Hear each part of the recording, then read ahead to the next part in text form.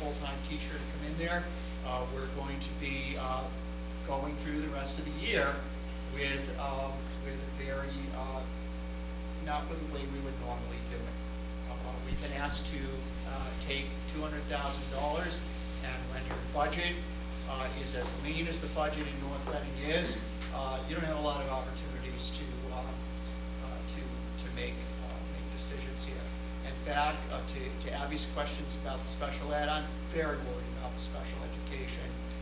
We have just received settlement on an out-of-district placement, and I don't know whether we're truly going to get all the money to fund that. We had hoped that the circuit breaker would help, as Carl said, would carry us over with additional money, and that's not going to be available to us.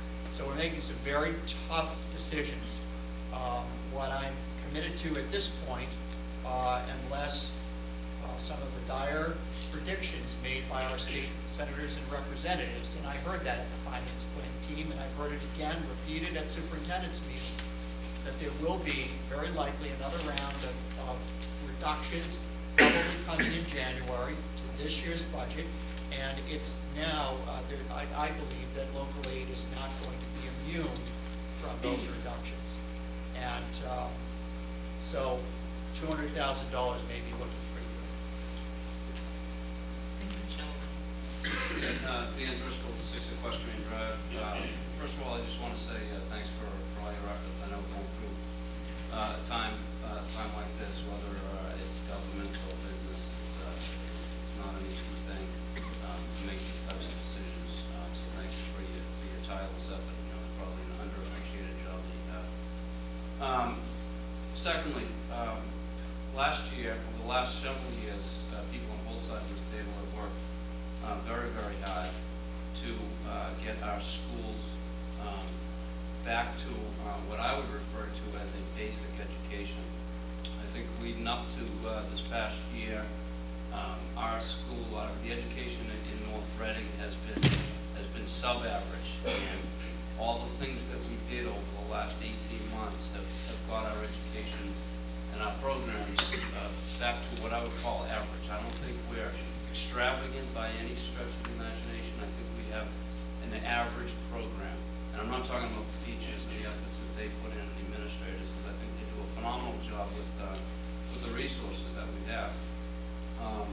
So my point here is, I know we have economic troubles. We have it at the state, we have it at the local level. Chairman put up some figures that everybody can see. But we can't look ourselves in the mirror and say that the education for our kids, the basic education for our kids, should be driven off economics. You know, the fact that the economy is down shouldn't mean that our kids are going to be going back to school 4.5 days instead of 5 days. You know, we have an average program in the school department in North Reading. We can't be cutting any more than what we've already cut. We didn't restore all the cuts that we wanted to restore over the last couple of years. We've got them back to what I've said is just a basic level. We cannot, just because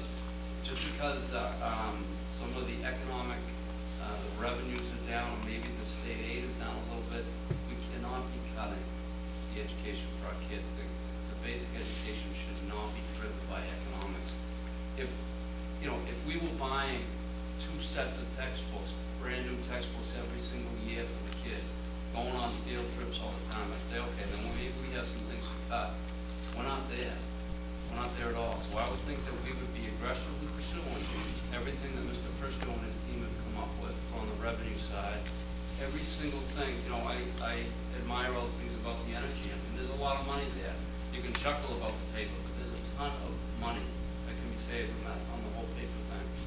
We got to be doing everything there, aggressively pursuing every single revenue idea before we start even thinking about going back to the subliminal education that we had over the last couple of years. So it's more of a general comment, but I don't think we can sit here and say that we're going to cut education again and put our kids back to school 4 days instead of 5. Thank you.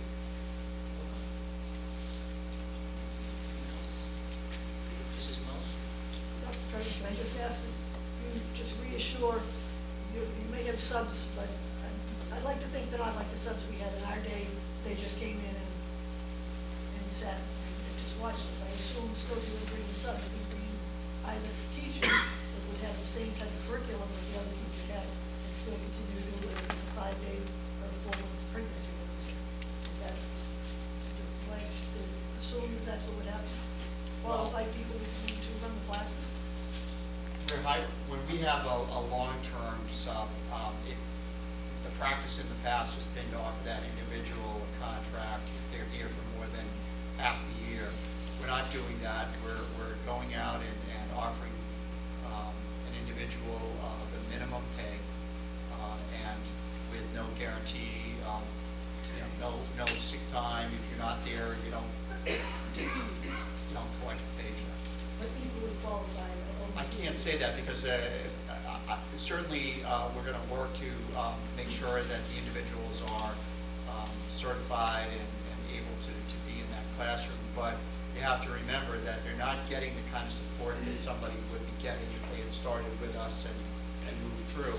I may make some decisions about, particularly if it's at the middle school or the high school, redistributing classes to pick up. And again, because of the way the high school is scheduled particularly, and the middle school, can I split or have the principal split the classes around? It's a little more difficult to do that at the elementary level, but I'm looking very carefully at class size. And if I thought that I could redistribute for a month or two, 20 to 25 children among other classes, I might consider that. It would be difficult given the fact that we have high class sizes to begin with in a number of areas of the elementary school. So we're looking, it is not business as usual. Where in the past it would be, I'm looking for the best person, because I do believe putting your investment in terms of the staff, teaching staff, and I believe we've done that, is the way to go. But we have to step back and really look at that.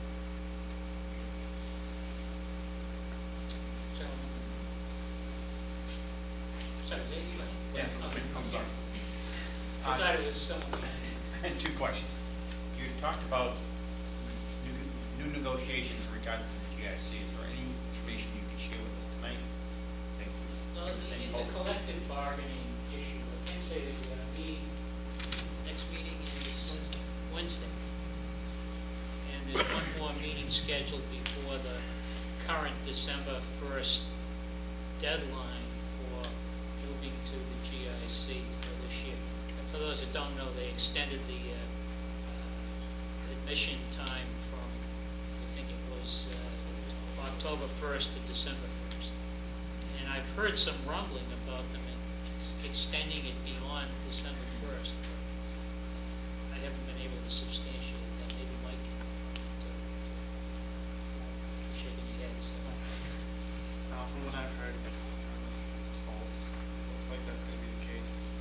And one of the looked like the top thing on the government legislative agenda was changing the percentage From required. 70 to 50. It's 50 plus 1. 50 plus. Which will You can have. take that with a grain of salt. I don't know. It could possibly change from now and January 1st. Yes, Mike. My second question, Mr. Nelson, in your presentation, you talked about you're going to reevaluate building use. Probably, I'm assuming activities after school. Are there any activities that you can mention now? I'll give you an example on the sports programs that you're thinking about not allowing using the schools any further that we should be aware of, so we can make sure we're all making the right adjustments. It's a great question. I think we all understand that the school buildings are owned by the town. Therefore, they have a town-wide purpose. So what we're trying to do is quantify the cost of keeping the buildings open at night. And I think it's fair to say, Mr. Prisco, that we're beginning to examine what those costs are. And the school committee has asked us to, the school committee's asked the school administration to review all user fees across the board from tuition costs to busing, to athletics, to building use. So I would suspect that as we prepare to issue the preliminary budget, it's our responsibility to provide the community an opportunity to look at the user fees. So that would be the manifestation of them. I think if it's determined that keeping the buildings open is costing the school budget a lot of money, I suspect that we will be looking at adjusting the fees. Just, can I add to that, just to add to that, what Carl Nelson said was that if we need to move a custodian from a night shift and change that to either part of the day or early evening, then there's not going to be a custodian here. So we would need to explore ways in which other outside users would, I suppose, bring in their own custodians above and beyond what we currently have. That wouldn't be available.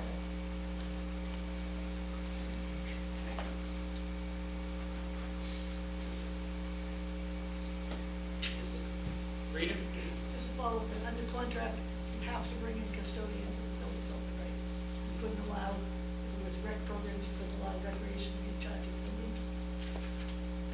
That contract issue with the custodian staff? I don't believe it's a contractual issue. I think it's more of a policy issue, in my judgment. I would defer to others on the committee, but the buildings, to have the buildings open without a custodian present, vis-a-vis heating, emergencies, alarms, security, breakage, injuries, I would suspect that our policy would be to want a school employee in the building whenever it's open.